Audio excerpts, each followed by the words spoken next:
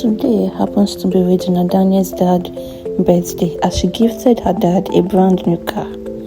Where are all those people laughing at Regina Daniel that she's going to go broke ever since Regina left Ned's house? How many cars has she bought?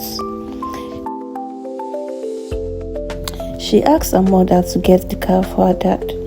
These two people, they look happy. Are they back together? This is so beautiful. Congratulations to Regina Daniels.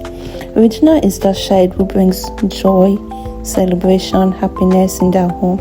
Like, she just loves seeing her parents, her siblings, everyone around her happy.